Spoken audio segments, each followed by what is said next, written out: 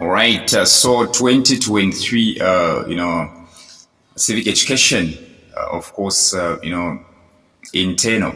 So let's pick it up from where we left it. This is section B of that paper. Question 1 reads, how does the principle of separation of powers contribute to good governance? How does the principle of separation of powers contribute to good governance? In short, how does separation of powers system, all right, help good governance or help to alleviate a good governance? So when you are answering questions, make sure that you understand them properly. So you simply say principles of separation of powers contribute to good governance by providing what? Checks and balances. That's the first point that you shouldn't forget when explaining this one. Checks and balances. Providing checks and balances system across the executive, legislature, and judiciary bodies, whereby each body can limit the powers.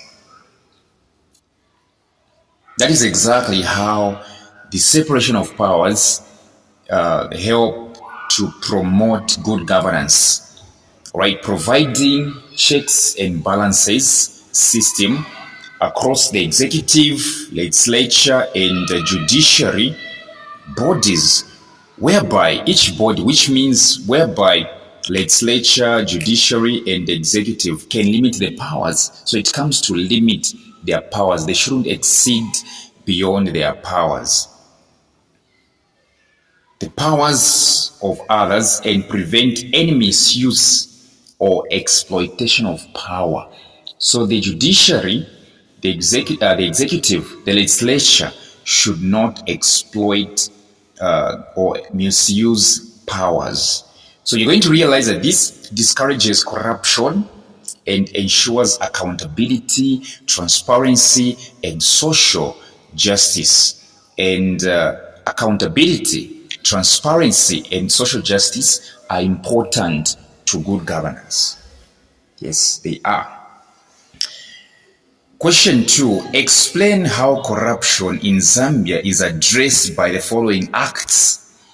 Explain how corruption in Zambia is addressed by the following acts. In short, how does the Penal Code Chapter 87 of the Laws of Zambia fights against corruption? So this one actually provides various offenses relating to bribery, corruption, and misuse of public funds. So the Penal Code Chapter 87 of the Laws of Zambia provides various offenses relating to bribery, corruption, and misuse of public funds. This is one way the Penal Code Chapter 87 of the Laws of Zambia fights against corruption. So you're going to realize that this deters or prevents individuals from participating in any corrupt practices, promoting transparency and good use of government resources. Yes, so the Penal Code, Chapter 87 of the Laws of Zambia, provides various offenses relating to bribery, corruption, and misuse of public funds. Now, this prevents individuals from participating in any corrupt offenses or corrupt practices, promoting transparency and good use of government resources. Yes, so I'm actually urging you to come for more substitutions. You will never go wrong. I'm telling you the truth.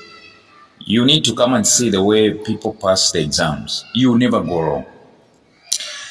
All right, so let's talk about the next one. The next one is the Financial Intelligence Act number 46 of 2010. How does the Financial Intelligence Act number 46 of 2010 fight against corruption? So now this one actually helps in battling corruption through the provision of what? Useful financial information. This one is about information. It provides useful financial information The information has to be about finances. It provides financial information, all right, in investigations of potential corrupt activities. So enabling what? Transparency in transactions and preventing money laundering activities. So in short, the Financial Intelligence Act number 46/2010 is the one that prevents money laundering activities.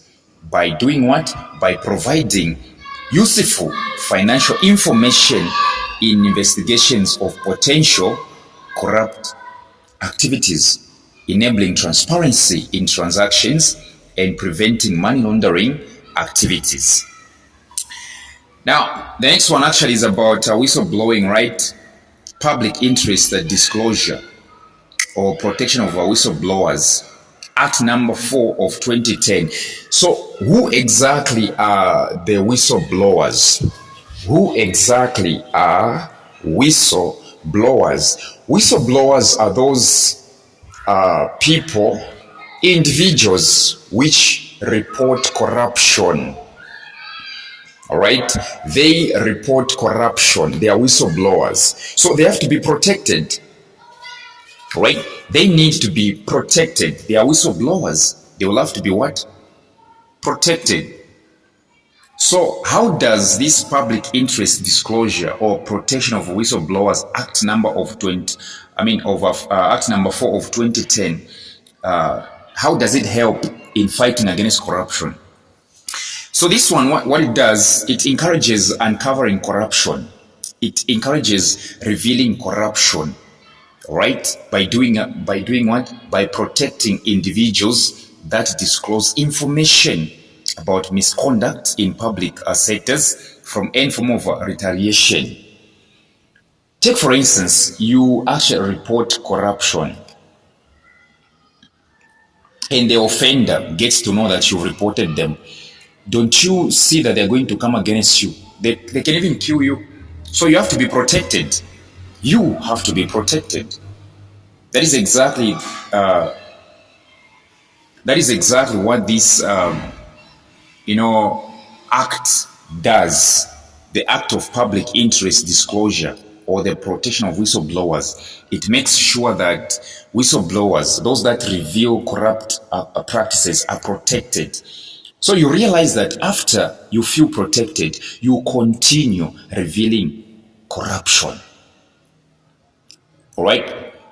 Once you feel that you're protected, once you feel that there is an act that protects you, you're going to be encouraged to report even more corrupt cases. All right? D, Forfeiture of Proceeds of Crime Act number 19/2010. How exactly does this Forfeiture of Proceeds of Crime Act number 19/2010 promotes, fighting against corruption? So this one helps in combating corruption. It helps in combating corruption by allowing for funds gained by, let me say, disorder or unethical or illegally to be seized by the government. If at all the government or the ministry discovers that your property was acquired illegally or unethically, the government comes to seize that property. All right, it comes to seize, it comes to grab it. That's Forfeiture of Proceeds of Crime Act number 19/2010. So this was tabled in 2010, all right, to grab everything that you acquire or possess illegally. Yes, so it strips illegally obtained wealth from individuals, discouraging corruption. That is exactly what it does. Yes. Number 3, in relation to the Zambian Bill of Rights, explain the following concepts. In relation to the Zambian Bill of Rights, explain the following concepts. So we're going to explain frivolous or vexations. We're going to explain locus standi. We're going to explain salusa populi suprema lex and right of certiorari. right of certiorari. Yes.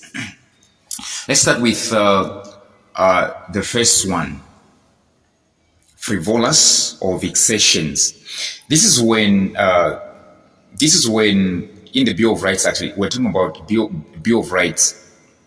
When considered in context of the Zambian Bill of Rights, this one is a claim or argument. Frivolous or vexation is simply a claim or argument, all right, that is deemed likely to fail because it lacks legal sufficiency or logic. All right, you bring a case to the courts of law without logic, without sufficiency in terms of legal substance. They are going to drop it. All right, you take someone to court and you don't have enough evidence, you don't have enough logic, your case will fail. It's called frivolous or vexation because it has what it has led to no basis in in facts. So it will be dropped. That's what we call frivolous or vexation. This is to facilitating faster judicial processes and conserve resources. You take a court to, you take a case, okay, a lawsuit to the courts of law. It lacks merit, it lacks evidence, it lacks facts, it lacks legal substance, it lacks a legal sufficiency, it lacks logic. The judiciary, all right, judges will think that you're wasting their time. So they are going to fail your case so that they preserve what? They preserve government resources and judicial process. Yes, they can't be wasting time on the case that is lacking facts. B, locus standi. All right? Locus standi. It is also known as sine hydro of legal standing to sue. Sine hydro of legal standing to sue. So a person's locus standi means they have, substantial and direct interest in the issue at hand, one that may significantly affect them. Okay? This is when you have a substantial and direct interest in the issue at hand. You have interest in the issue at hand. All right? You are involved. Okay, there is an issue on the ground and you are involved. Then there is what we call locus standi. You have interest, you have substantial and direct interest. You are related to the issue, to the case at hand. Right? Then you have what we call locus standi. Let's talk about salus populi suprema lex. So this one is also known as the welfare of the people shall be the supreme law. The welfare of the people shall be the supreme law. So salus populi suprema lex is, I believe, Latin. I don't know, but it sounds like Latin. But when translated to English, it means the welfare of the people shall be the supreme law.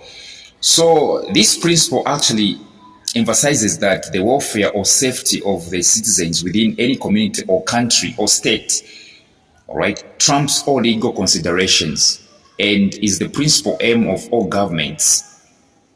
All right, yes, your welfare, your safety, okay, as a citizen within this country, okay, supersedes or trumps all legal considerations and is the principal aim of all governments.